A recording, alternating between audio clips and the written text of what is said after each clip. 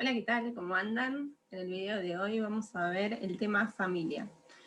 Este es un video que está dirigido a los alumnos de segundo año. Es la primera parte del tema familia. La segunda parte la vamos a hacer con una clase que va a ser taller.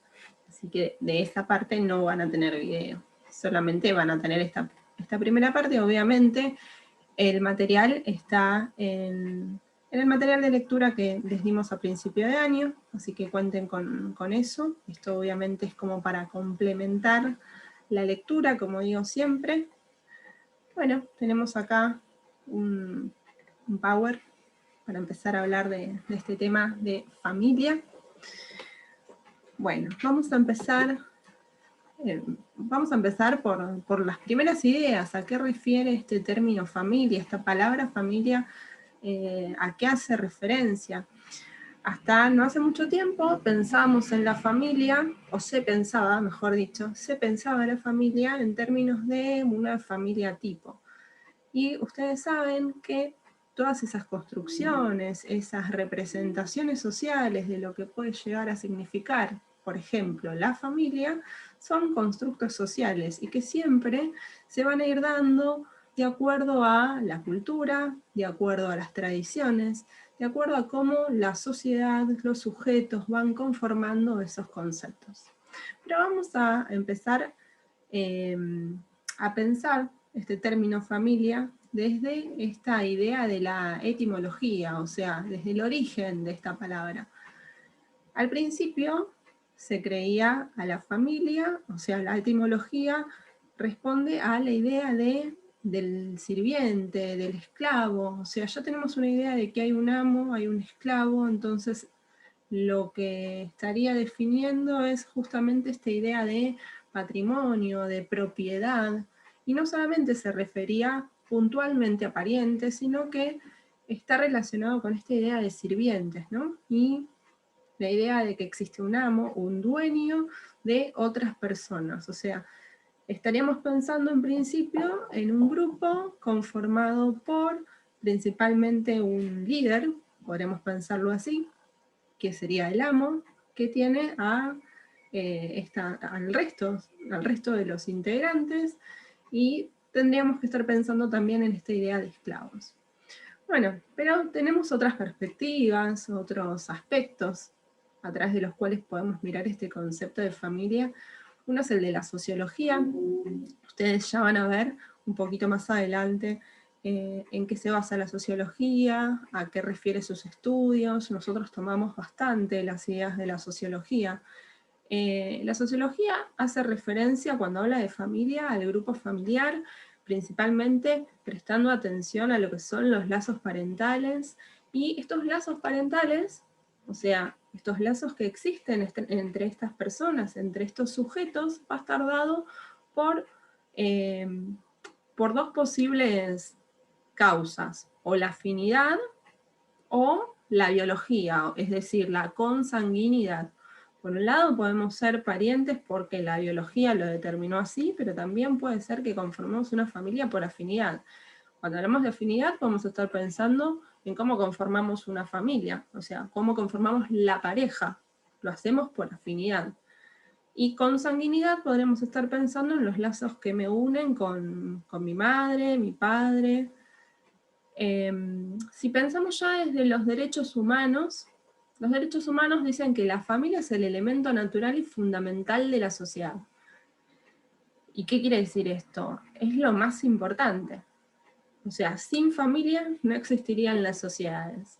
Entonces, desde los derechos humanos se dice que estas uniones, estas unidades fundamentales que tiene la sociedad, tienen que ser protegidas por el Estado. Y por eso, desde los derechos humanos, se trabaja en pos de las normalizaciones, las normas, las leyes que puedan regir esos vínculos. Ya desde la psicología, que es lo que tenemos más a mano y que conocemos un poquito más, sabemos que se explica a la familia como aquel conjunto de personas ligadas entre sí por un vínculo, y acá también se vuelve la idea si tomamos a la psicología, se vuelve la idea de que existe un líder. En el texto lo van a tener como, la palabra que va a utilizar el texto es de jefe, pero ustedes que ya han visto la teoría de roles, tendrían que entender a ese jefe como un rol de líder.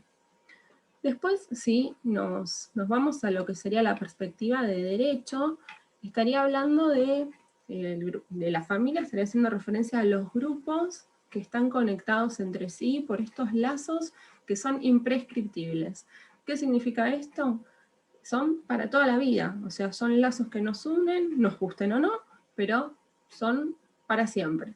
Y por otro lado, la Organización Mundial de la Salud hace extensiva esta idea de familia a las adopciones, a las uniones que tienen que ver con la pareja, o sea, los matrimonios también. Obviamente considera estos lazos de sangre, estos lazos de consanguinidad que habíamos dicho, estos tipos de lazos parentales.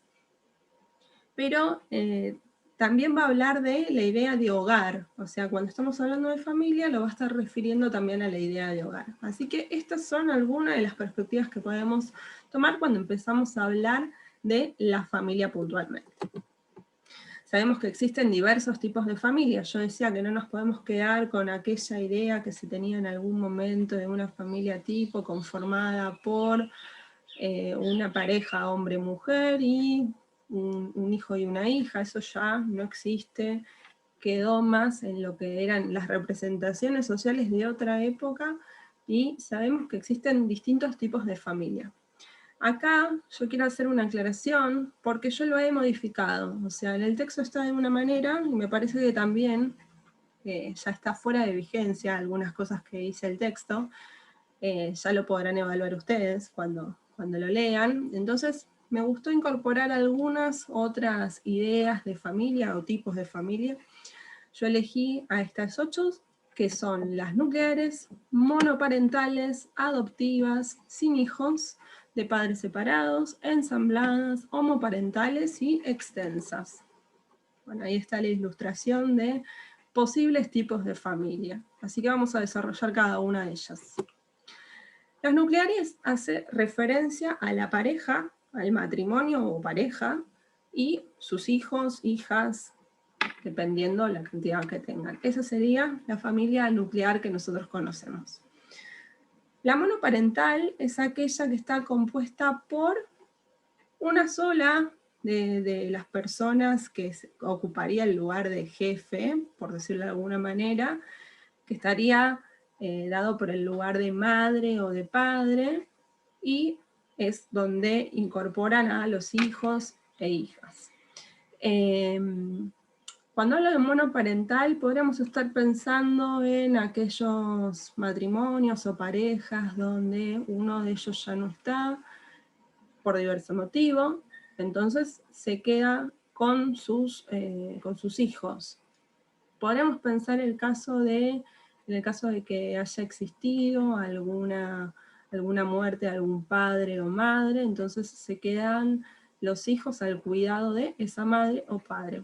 En ese caso llamamos monoparentales. Ténganlo en cuenta que después vamos a hacer una diferenciación con otra que se le parece. Las familias adoptivas es la que está compuesta por una pareja y obviamente está la decisión de adoptar algún hijo o varios hijos. También están las familias sin hijos, que son solamente constituidas por la pareja o matrimonio, y no se tiene hijos por una decisión personal o propia o por otros motivos.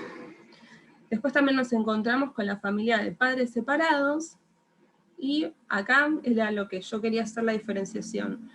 Si bien los padres se pueden separar y los hijos o hijas quedan con mamá o papá, eso no implica que sea una familia monoparental. En la monoparental alguno de los miembros no está, puede ser por diferentes motivos, pero en la de los padres separados, justamente esa es la designación que tiene, ambos padres están presentes pero ya no conviven, y los hijos viven con alguno de sus padres. Las ensambladas son las que conocemos Cuando una pareja se conforma y ya tenían hijos anteriores, entonces se produce lo que se dice los tuyos, los míos, los nuestros, esa mezcla de el pasado con los hijos presentes. Bueno, esa sería la familia conocida como ensamblada. Después están las homoparentales, donde la pareja está compuesta por dos personas del mismo sexo, pueden tener hijos, ya veremos algunos casitos en la clase número 2.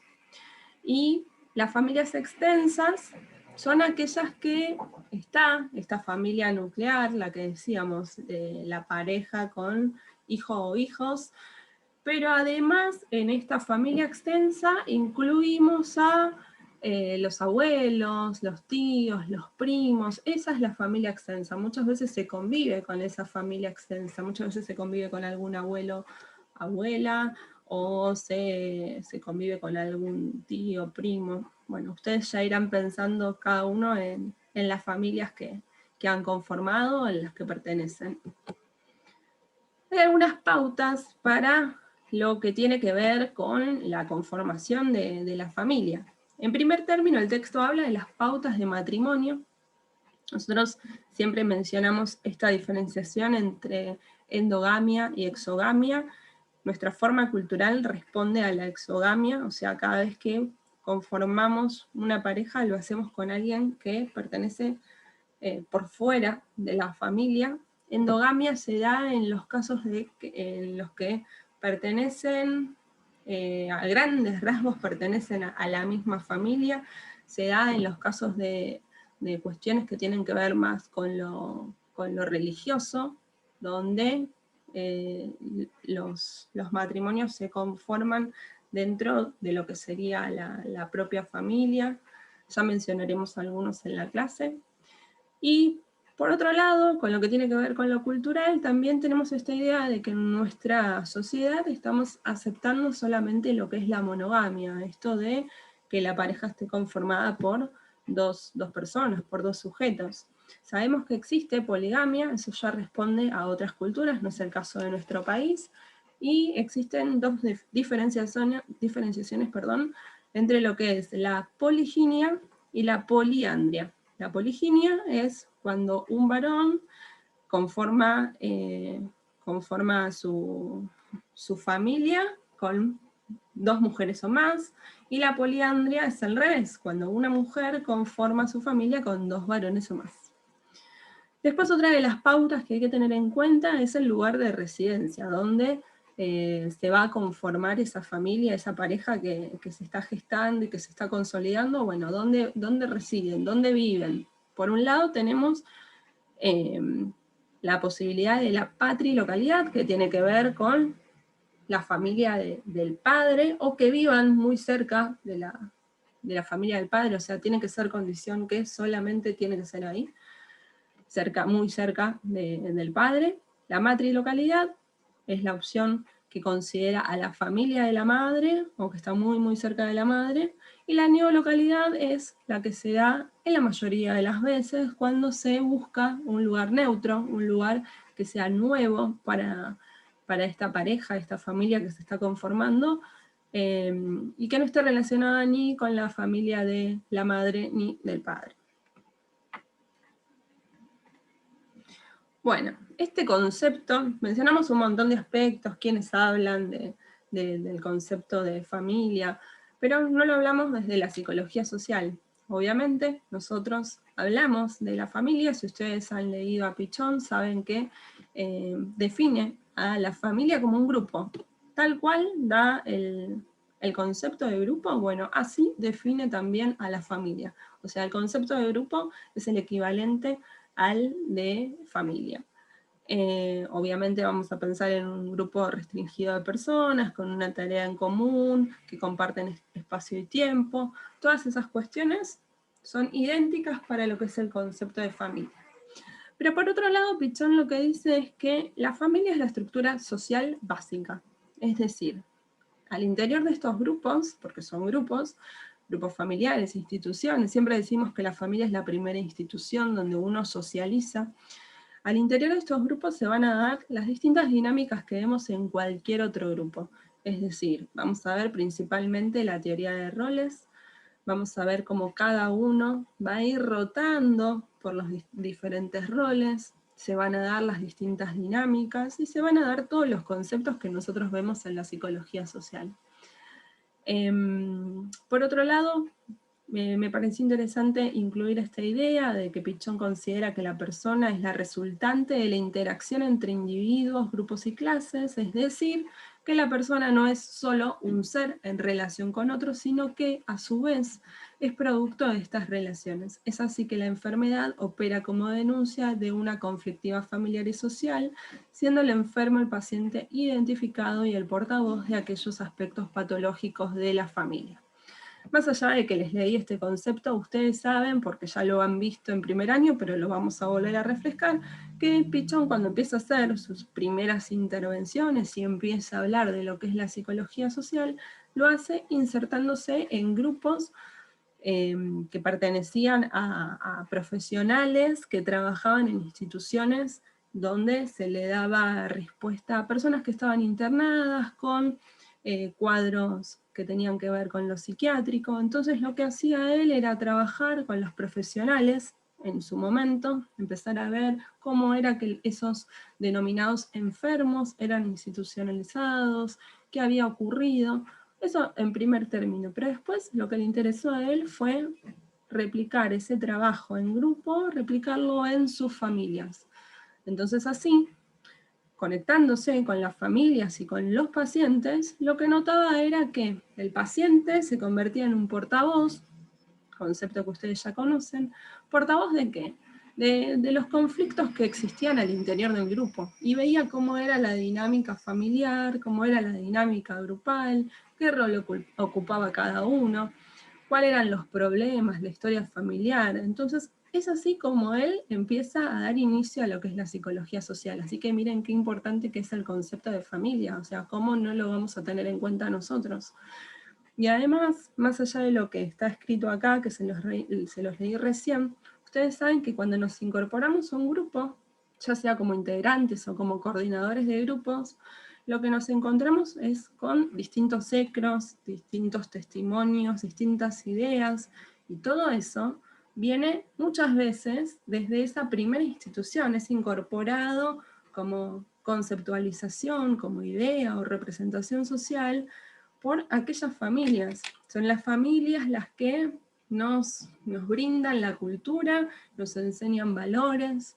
Entonces miren si es importante el tema de familia, o sea, tenemos que sí o sí darle importancia y rever estas cuestiones que están acá enumeradas y que responden a los conceptos de Pichon.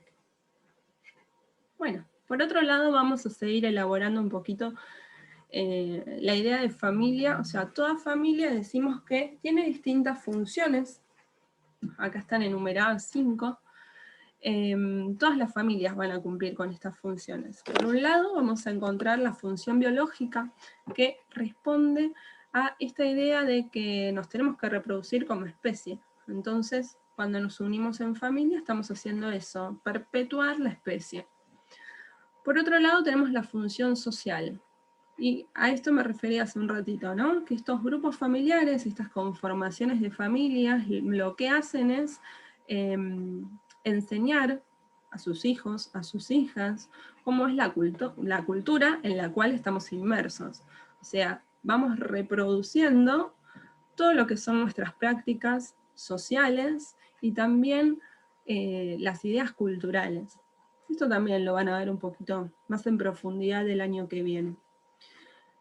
En cuanto a las funciones psicológicas, ustedes han visto este año, cuando vimos inteligencia emocional, que no existe solamente la inteligencia en cuanto a lo que nosotros denominamos el aprendizaje intelectual, a las ideas, que muchas veces conocemos como inteligencia, sino que existe este aspecto emocional.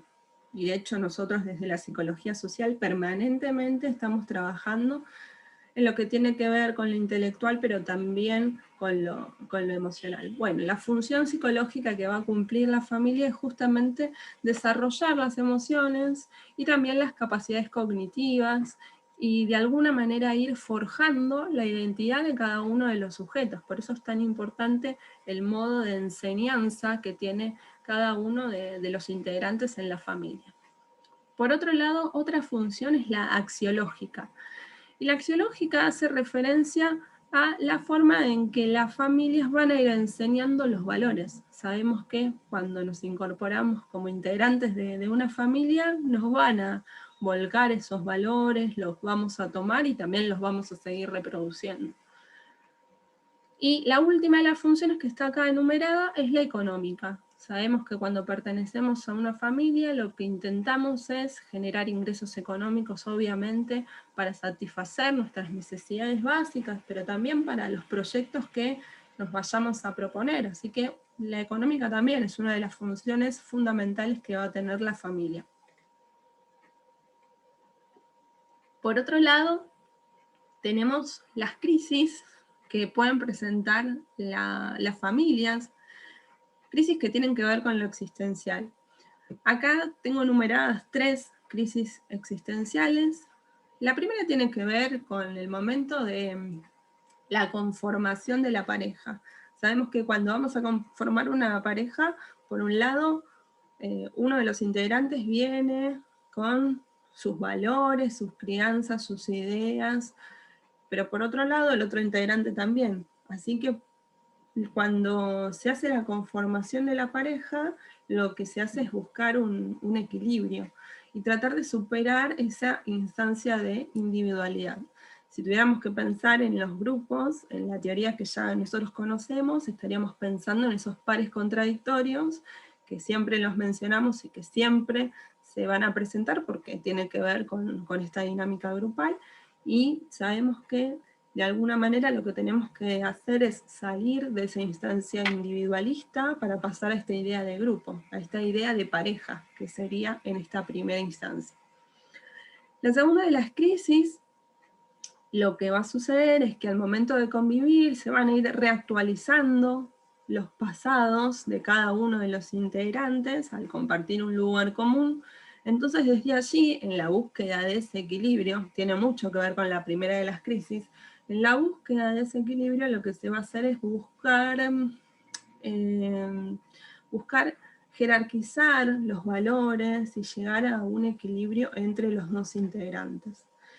Y el tercer momento que se enumera acá es el de la extensión de la familia y la llegada, en caso de que se desee, la llegada de los hijos y lo que se vuelca, lo que se deposita, diríamos, lo que se deposita en esos hijos, que muchas veces no tiene que ver con dejar que el hijo o la hija crezca realmente como quiere, como lo desea, y muchas veces tienen que ver con ideales de los integrantes de la pareja. Así que eso también puede dar lugar a una crisis. O sea, son estas 3 que estamos enumerando acá. Bueno, después por otro lado existen, como sabemos, como en todo grupo, siempre hay vínculos que son irracionales. ¿Qué quiere decir esto? Que son patológicos, que no responden a la salud. Y hay algunas características que tienen estas familias que son patológicas. Podría ser, por ejemplo, la intolerancia a la separación de alguno de los integrantes. Entonces nos estaríamos encontrando con esas familias que van a todos lados juntos, o sea, no toleran que uno no esté como parte del grupo. Y si conforman una nueva familia, una nueva pareja, lo integran y se mueven en bloque, no se pueden separar. Por otro lado, otra de las características patológicas es cuando existe una ceguera parental respecto a alguna conducta patológica de alguno de los hijos. Muchas veces sabemos que existen al interior del grupo algunos conflictos que pueden tener que ver, por ejemplo, se me ocurre, esto es el caso típico cuando existe uno de los hijos que tiene consumo problemático de sustancias, entonces alguno de los padres, o el padre o la madre, intenta no ver esa situación, negar esa situación, entonces de alguna manera siguen reproduciendo lo que sucede al interior del grupo, o sea, se quedan en una situación de estereotipia, pero a la vez alguno de esos integrantes de la pareja lo que hace es contribuir o ser funcional a esa conducta.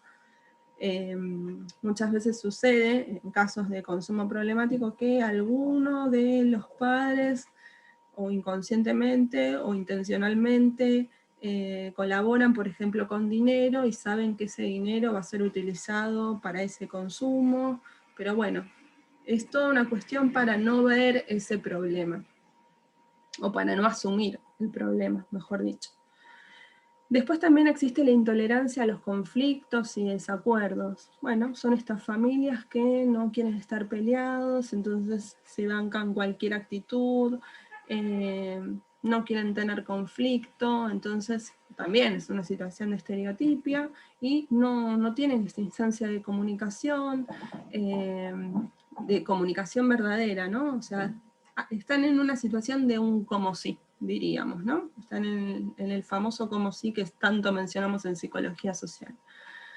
La última de las características es la dificultad para la elaboración de duelos. Y esto no tiene que ver solamente con la muerte de alguna persona significativa, sino que tiene que ver con los duelos que se hacen en relación a las crisis que son naturales. Es decir, por ejemplo, son padres o madres que no aceptan, por ejemplo, que el hijo ya ha crecido, que tiene la posibilidad y tiene la capacidad de hacer otra cosa, o que alguno de los hijos ya se independiza y forma su propia pareja. Bueno, entonces al tener esa dificultad de entender, de comprender y de tomar a bien el crecimiento de cada uno de sus integrantes, no, se queda en esa situación también estereotipada y patológica. Bueno, existen distintos grupos patológicos, lo tienen súper bien detallado en el texto, pero lo vamos a mencionar así rápidamente. El negligente es cuando los integrantes de la familia desaparecen. O sea, se vivió una situación traumática y después de eso desaparecen. Creen que por haber estado en algún momento que fue difícil para esa familia, hicieron lo suficiente, pero después desaparecen. Como si no entendieran que el proceso es más extenso que el momento de crisis puntual. Después está el grupo que está ausente, o sea, hay una falta de presencia, no hay contención, es el que los integrantes no ayudan a alguno que la esté pasando mal en ese momento o que tenga alguna situación de crisis, no están. Como dice la palabra, están ausentes.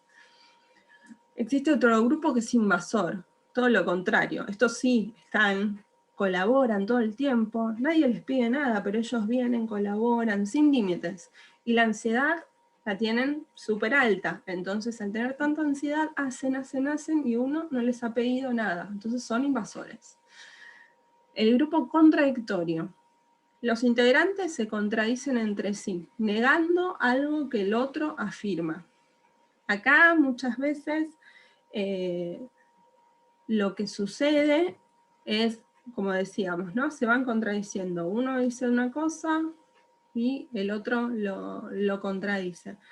Por ejemplo, muchas veces en situaciones de violencia, que sea al interior de la familia,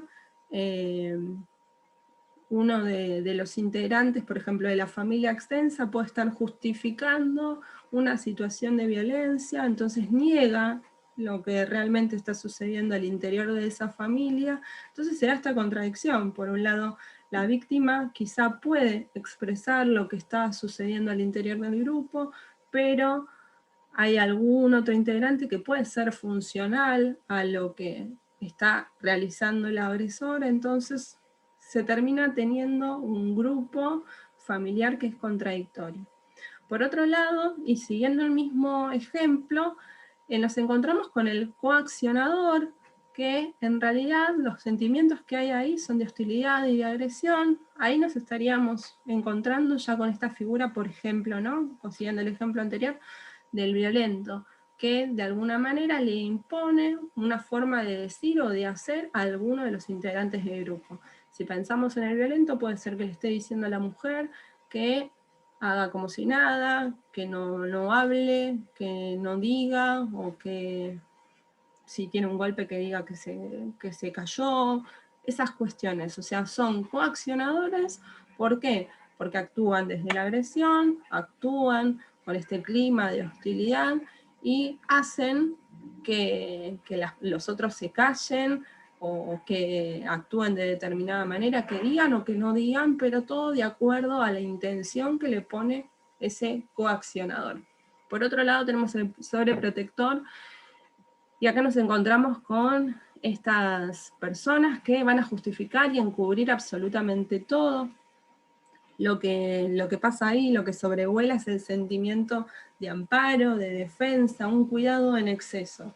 Es el típico ejemplo de aquellas madres que sobreprotegen a sus hijos y ya son hijos adultos y quizá justifican cualquier cosa que hagan por el hecho de creer que no son capaces. Bueno, encuentran cualquier justificación y están ahí sobreprotegiendo en exceso. Después está la familia, que es indiferente, estos que no tienen compromiso, no les importa el resto de los integrantes, diríamos que son como meros observadores, están ahí observando. No es que están ausentes, no son como los de arriba que teníamos al principio. Estos están, pero están observando nada más, no se meten, no les importa. Por otro lado tenemos los resignados, que son aquellos que actúan desde el lugar de desesperanza, y tiene que ver con los distintos fracasos que se ha tenido en relación a algún tema.